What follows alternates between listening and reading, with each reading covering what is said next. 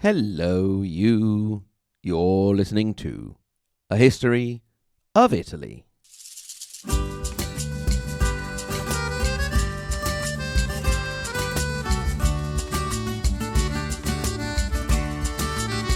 Regional Italy miniseries, episode 6, Sicily. E non posso più accucciarmi e così ritorno su. Lascio i colli nelle valli tra due salici piangenti. Io ritrovo la speranza di un amore che ormai fu.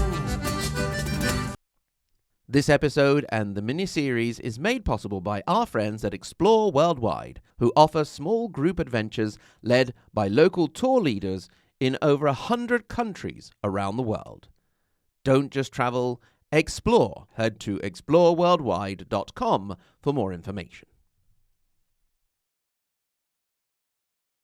When my most important client very kindly and graciously invited me to their Christmas party, and I saw on the invitation that the theme was the red carpet, two possible get-ups came to me immediately.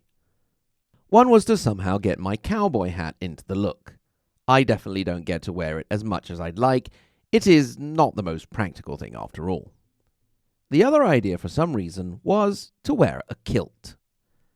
I ended up borrowing 3 kilts because I didn't have my own and I didn't want to pay out a lot of money for just one evening. It was a real Goldilocks situation. The first one that I borrowed was too small. Of course, it accentuated my legs, but it was too short and a bit tight. The next one I borrowed was way too big. I tried to hold it down with a belt, but I had to fold it over to actually make it fit. The third that I borrowed was just right. It wasn't actually handed over to me until the night of the party, so I ended up actually showing up with the short kilt, looking a bit like a cheerleader, and then changing into the comfortable one. I had coordinated that evening with an employee of the company who has over the years become a very good friend of mine and who is also called Michele, but also goes by Mike. I was very tickled by the fact that we presented ourselves as the Clan McMikes. We were a hit, and many colleagues asked to have their picture taken with us. One of the questions I was obviously asked was I Scottish? I am generally known in the company as being English, with some mistakenly thinking I'm American, since I did actually live in the United States for 5 years. Very simple answer, I'm not Scottish at all. I just enjoyed the idea of wearing a kilt, and the actual wearing of it was really fun, and I'd love to have the opportunity to do so again. There is, however, an issue of potential Scottish ancestry. You see, my great-grandfather's surname was Ingram, and I am told by the family that that is a typically Scottish name. Now, great-grandpa Ingram was a born and bred Londoner, but there may have been some Scottish ancestor further up the line before him. I took this as being good enough. I am Scottish, and I'm proud. Mr. Ingram had a daughter, Eileen, who was obviously my grandma. Eileen Ingram married William Russell Smith and had 2 daughters, the first of whom was my mum. When Grandma got married, she became Eileen Smith, and when the first of the cousins was born, she became Granny Smith. If you're wondering, yes, her apple pies were delicious. She had a song she would sing at each of the first 3 or 4 cousins. The firstborn, Samantha, got Goodbye Sam, Hello Samantha. I was the second, and as you may have guessed, I got Michael, Row the Boat Ashore.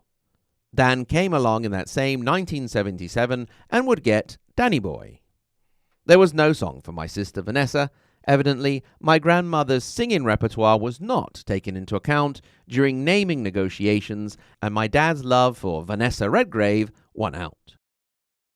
As well as songs, Nan, for that is how she was known to us, had a series of sayings, mantras, if you will. There were many, but I'll only repeat 3 here. One was when she was jokingly, I hope, threatening us, and she would say, "I'll give you a bunch of 5s," waving her fist at us with her thumbs sticking up. Then, still relating to naughtiness, she would tell us, "Just you wait, Henry Higgins, just you wait." At this point, you may be wondering how far we still have to go to actually get to the point of this whole discussion. Thank you for your patience. Here we are. The other common saying was, long-legged Italy kicked poor Sicily out into the middle of the Mediterranean Sea. I'm not sure what my grandmother's feelings about Italy were. I'm sure my grandfather wasn't crazy about it, because he did the whole Africa campaign as a desert rat, the invasion of Sicily, up the boot, Monte Cassino, and so on, all the way to the end of the war. I didn't think my grandma was too crazy about her loud, boisterous Italian son-in-law, and I suppose that, as well as the war, might have reflected negatively on her feelings about the country in general. Italy did seem to be very much the bully in the rhyme, kicking a poor defenseless island out into the middle of the Mediterranean Sea. It also gave me the idea that Italy and Sicily were actually two different countries, and to this day, for some people in Italy and living on the island of Sicily, that would be a good solution. The proud and independent Sicilians often resent being governed by Rome, and particularly northern Italians see Sicily as corrupt, crime-ridden, and a drag on the national economy. It would be naive to say that it's some sort of paradise. The Sicilian mafia, although not at the levels of the Calabrian 'Ndrangheta or the Neapolitan Camorra, is still unfortunately alive and well. Corruption is indeed rampant, and the inefficiency of regional and local administration is frequent. In the 21st century, in a country that is among the most industrialized in the world, during the summers, Sicily often suffers from water shortages, as the precious liquid leaks out of a hydraulic infrastructure badly in need of repair and substitution. Subsequent national governments seem more intent on building a self-grandizing bridge from Messina to Calabria rather than sorting out things on the island itself. However, as is the case the world over, you can't lump all the Sicilians together. Where there are scumbag mafia bosses, there are also those that fight for justice and legality, often risking their lives. My wife and I have two favorite brands of wine. One is Donna Fugata, a winery with very colorful labels managed completely by women. The other is Cento Passi, which prides itself on planting vineyards and producing wine on lands confiscated from the mafia and handed over to projects to bring pride back to Sicily. The name comes from the writings of the anti-mafia journalist Giuseppe Impastato, whose home was around 100 steps away from that of his uncle, a known mafia associate. Peppino Impastato, as he was known, was a political activist as well as a journalist and radio DJ, and paid with his life for his anti-mafia activities. If you fly to Sicily, usually heading for Palermo, you will land at the Falcone and Borsellino airport. Giovanni Falcone and Paolo Borsellino were two of Italy's greatest heroes. Not military leaders, not politicians or sports stars, but anti-mafia magistrates, who also paid with their lives, not before they managed to put away hundreds of mafia associates in one of the largest trials in Italian history. Both were proud Sicilians. As a tourist, Sicily is perfectly safe.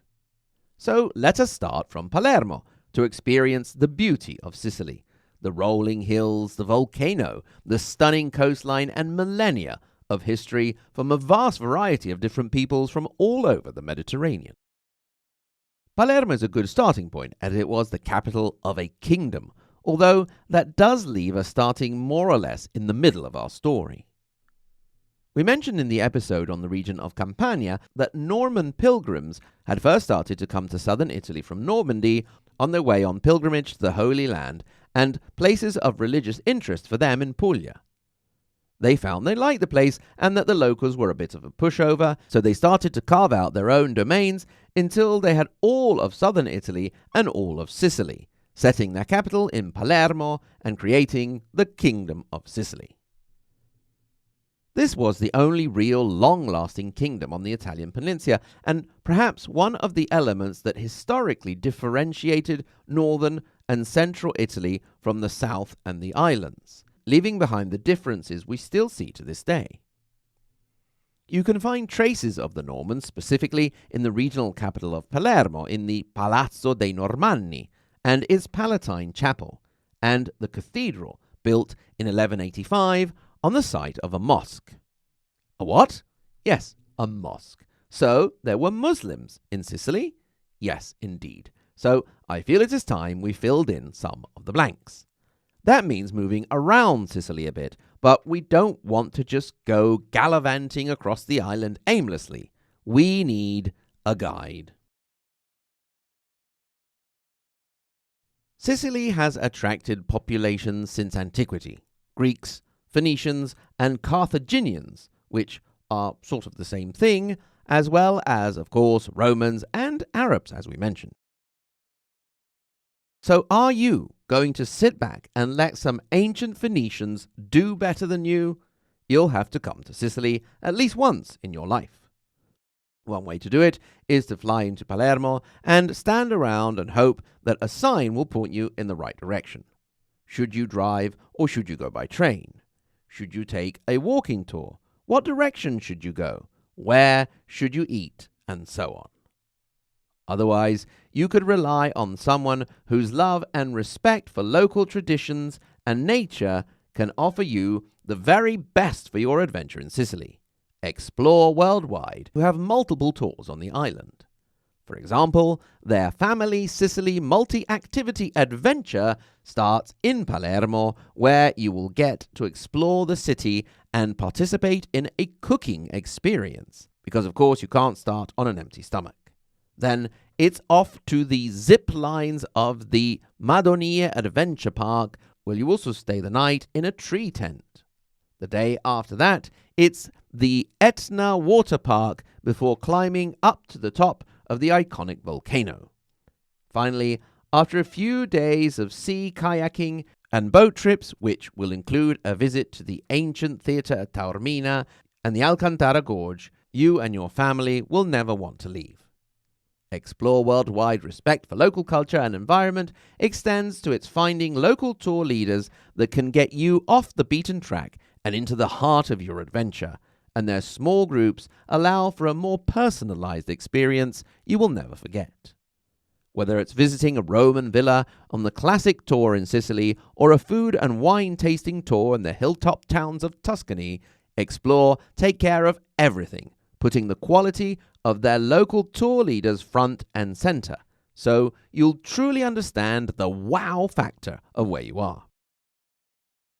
If you're thinking about your next adventure, head to exploreworldwide.com to find out more. Don't just travel, explore. Go to exploreworldwide.com for more information. So, thanks to Explore, we have gotten our bearings and are ready to find the traces of the earliest travelers to Sicily. Before we actually leave Palermo, it's interesting to mention that here we had one of the first foreign colonies. I say foreign due to the fact that the island has actually been inhabited for millennia, with traces of settlements dating back almost 10,000 years. You can find important caves, for example, from the prehistoric period in the southeastern province of Ragusa. The colony of Palermo was founded in around 734 BC by a civilization from a city-state you may have heard something about, Carthage. Yes, the folks that would cause more than a little bit of trouble for Rome, who was only just being founded around this time. More or less at the same time that the Carthaginians of Phoenician origin were founding Palermo in the west, in the east the Greeks started to arrive, beginning with the founding of Naxos. The colony, according to legend, was founded by a man named Theocles, who supposedly washed up on the shore of what would become Naxos. He had angered the vengeful god Poseidon because Theocles had not properly cooked the sacrificial liver. I can easily imagine the god of the sea as a mean MasterChef judge. Theocles wasn't too upset about the experience because he was inspired by the beauty of the area, and so he went straight home to convince more of his companions to come and found a colony there, which they called Naxos in honor of the Greek island. You can visit the incredible archaeological park of the Giardini Naxos today near the town of Taormina. From the original colonies, more were formed. For example, some adventurers headed out from Naxos to found the colony of Catania, which would eventually become Catania. Catania sits under the rumbling gaze of Mount Etna, the highest on the Euro-Asiatic plate and a UNESCO World Heritage Site. The Etna is a live creature, constantly changing shape and height through various eruptions. This ancient site has given birth to many legends, such as that of the giant Enceladus, son of Gaia and Saturn, who wished to challenge the gods, but was defeated and buried under the mountain. The earthquake and eruptions of Etna are supposedly Enceladus moving underneath and screaming in rage with his fiery breath. Other legends would have Hephaestus, the blacksmith of the gods, Vulcan to the Romans, working away in Etna at his forge. Going past giants and gods and leaving Etna behind us, we move from the province of Catania to that of Messina. This is Sicily's gateway to the Italian mainland, the closest point the island gets to the peninsula. The body of water that separates them, the Strait of Messina, has been a central element of the Italian political debate, with the idea of building a bridge over it. Critics point to the fact that it would be better to improve the water and transport systems on the island first, and we have already spent hundreds of thousands on studies and projects without a single drop of concrete being poured. Messina was another of the Greek colonies. We use the general term Greeks, but there were different groups from different areas of Greece, and they weren't always friendly with each other. But for the moment, there was enough space.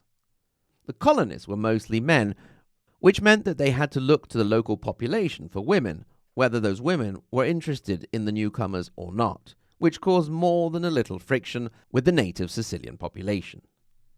Messina was the casus belli that eventually brought all of the situation to a head, putting an end to the era of Magna Graecia and bringing in the Pax Romana. To explain it, we need to rush down the eastern coast from Messina, back past Etna, through the province of Catania, and down to Syracuse. Here you can find one of the most impressive archaeological parks from the Greek and Roman period, with theatres from both eras, as well as an interestingly named Ear of Dionysus, a cave with peculiar acoustics. There is also an impressive temple of Apollo. Anyway, we wanted to know how the Romans came to Sicily. It was bound to happen sooner or later, but the particular reason in this case was the fault of a group of mercenaries from the region of Campania on the mainland, known as the Mamertines. They had been called to Sicily as mercenaries by the tyrant of Syracuse, Agathocles. At the time, the word tyrant didn't have the same negative connotation it has for us today. In 289 BCE, Agathocles died, and the Mamertines found themselves unemployed. Some of them went home to Campania, while others thought for some reason that it would be a good idea to attack and take over the city of Messina. I mean, who hasn't been there? What shall we do at the weekend? Film? Bowling? Occupy a Sicilian coastal town? Obviously, not everybody was really on board with the idea, and they soon found themselves under siege. They first asked the Carthaginians for help, who came and occupied the port of the city, and then they changed their mind and thought it would be a good idea to invite the Romans. The Roman Senate debated quite a bit on whether they wanted to go and help a bunch of thugs who had just stolen a city. At a certain point, somebody must have pointed out that the Romans were also kind of thugs who had been theoretically founded by two sons of a female dog, I'll let you fill in the correct word here, and then fueled the expansion of their city with the mass kidnap and rape of the women of a nearby civilization, the Sabines. After all that, helping the Mamertines maybe didn't feel so bad.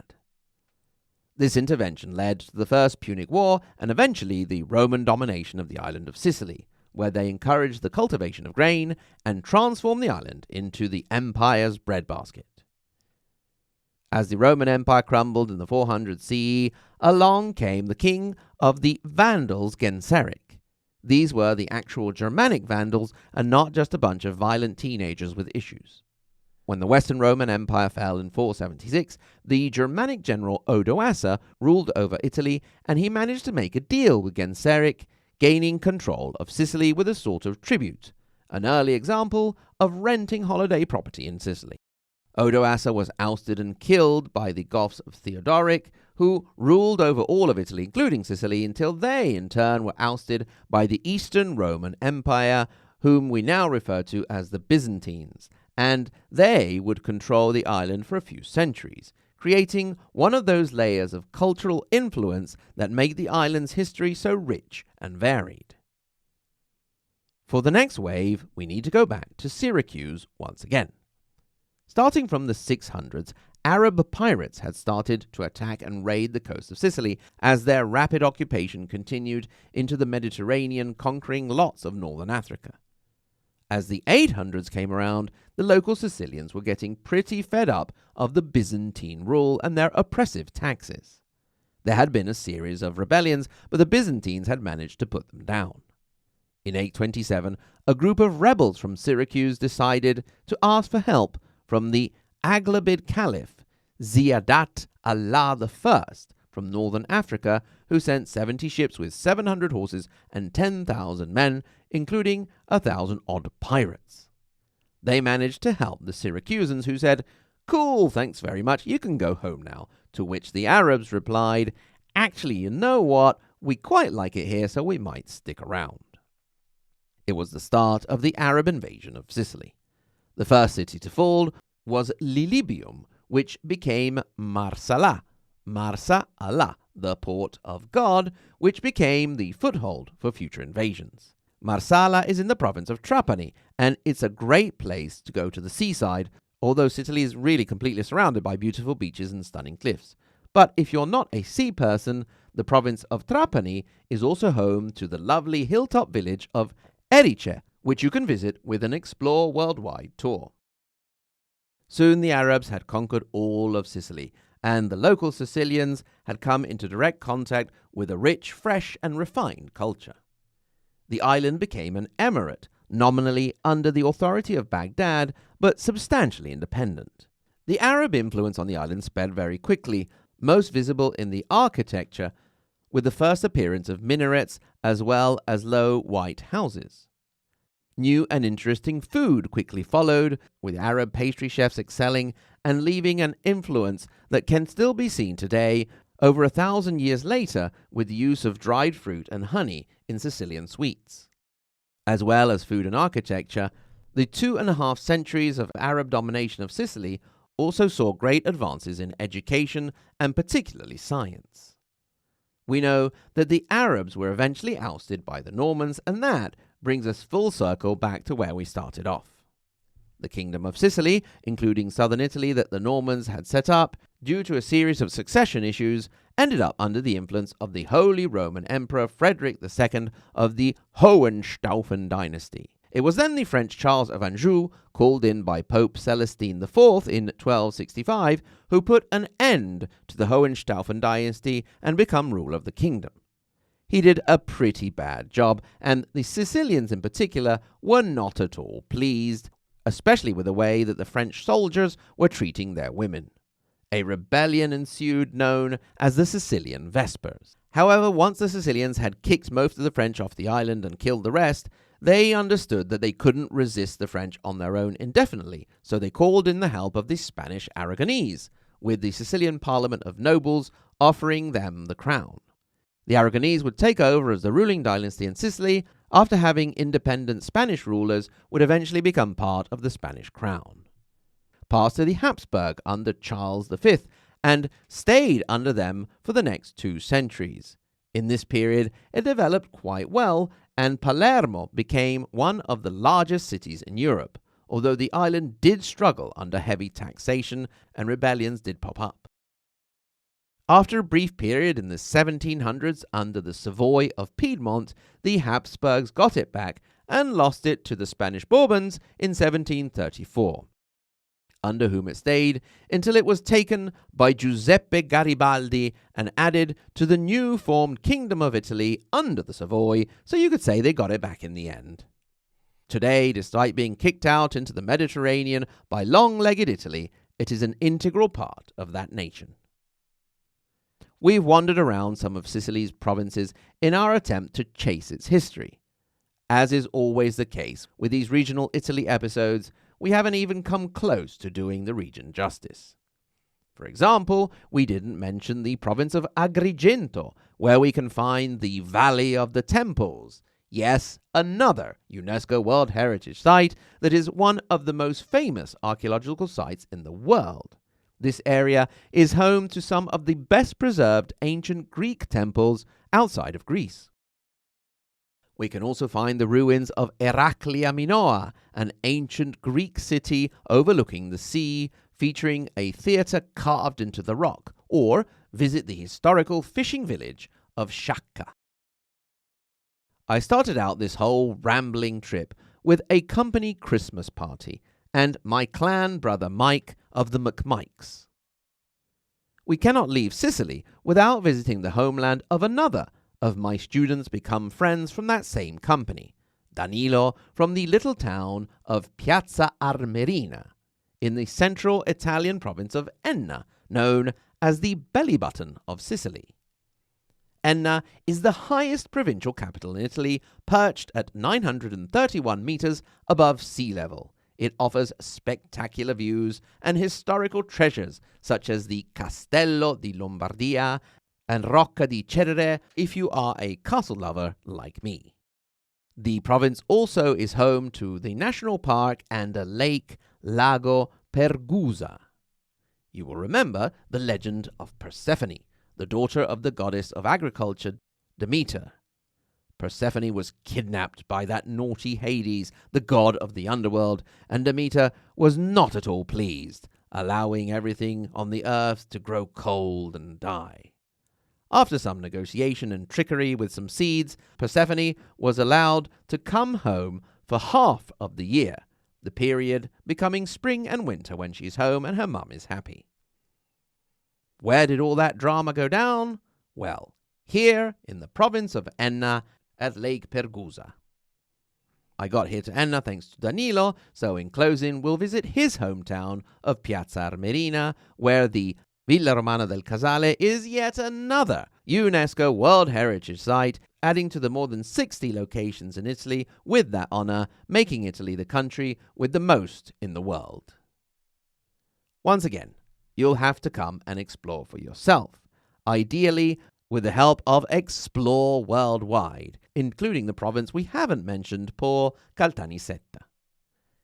This concludes the first mini-series of Regional Italy.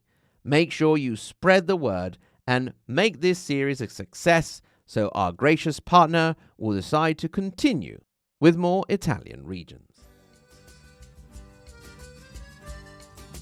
For now, I hope you enjoyed this whirlwind tour of Sicily, and until next time, arrivederci.